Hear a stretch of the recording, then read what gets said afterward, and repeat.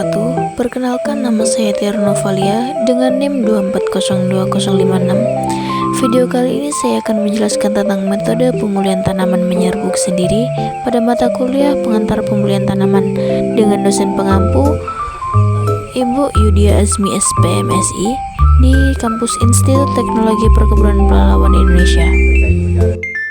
Tanaman menyerbuk sendiri adalah tanaman yang proses penyerbukannya terjadi dalam satu bunga atau satu individu yang sama, sehingga peluang penyerbukan silang sangatlah kecil.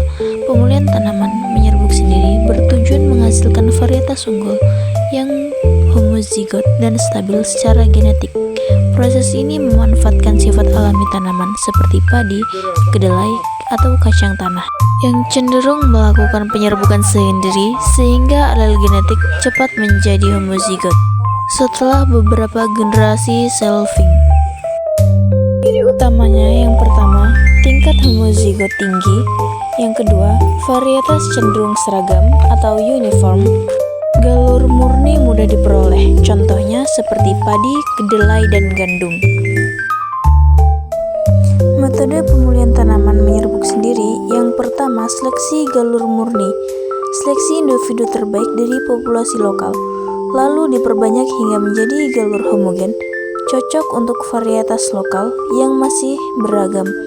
Kelebihannya mudah dan murah, serta cepat menghasilkan varietas baru. Yang kedua yaitu seleksi massa. Memilih banyak tanaman yang memiliki sifat baik, kemudian benihnya dicampur dan ditanam kembali. Kelebihannya sederhana dan cocok untuk perbaikan sifat kuantitatif. Kekurangannya, tingkat keseragaman tidak setinggi galur murni. Yang ketiga yaitu metode pedigree, yaitu persilangan dua tetua unggul, kemudian dilakukan seleksi bertahap seperti setiap generasi sambil mencatat silsilahnya. Tujuannya menggabungkan sifat unggul kedua induk. Ciri khasnya ada pencatatan detail tiap generasi pada F1, F2, F3, dan seterusnya. Yang keempat, metode bulk. Hasil persilangan ditanam secara massal tanpa diseleksi ketat pada generasi awal. Seleksi dilakukan pada generasi lanjut.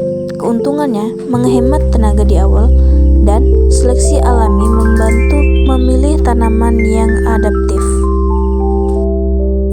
Selanjutnya, yang kelima yaitu single seed descent, yaitu setiap tanaman hanya diambil satu biji untuk ditanam pada generasi berikutnya hingga homozigot.